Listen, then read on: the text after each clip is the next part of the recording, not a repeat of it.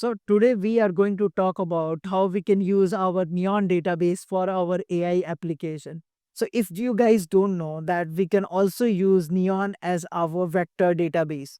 So if you wanted to use AI, so you can quickly come and search for AI concept in Neon and you will jump on this page and it will talk about what are the embeddings. So embeddings are nothing. It just to sequence of number that is converted after you text. So text converted into numbers so that uh, the the bots can easily read your and retrieve your data is called embedding. The process is called embedding, and these embedding can be stored into any vector database. That is the prime requirement, and we can change our Neon database as a vector database. You don't need to do any other feature. So for that, you will require a PG vector extension. So basically, it will activate if you type this create extension vector. If you wanted to know how I have generated using AI, you can click on the video below and you can create this extension vector. And once this vector is created,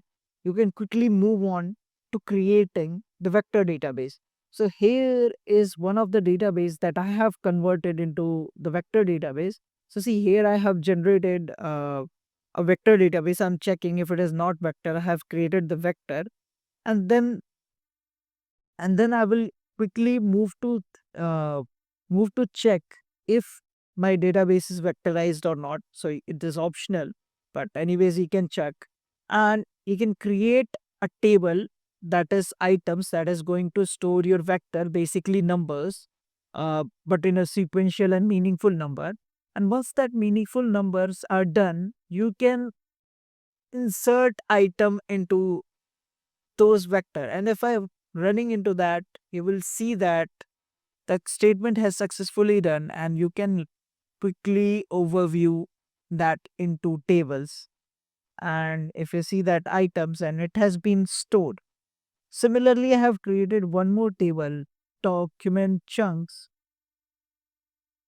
Here I have created one more table, document chunks, that in that we can store our documents in or PDF files or any files into the vector database after chunking it. So see you in the next one. And if you wanted to get more help on this topic, if you wanted to know more about this, either read the documentation or just quickly go to this Ask Me on AI and ask everything you can ask.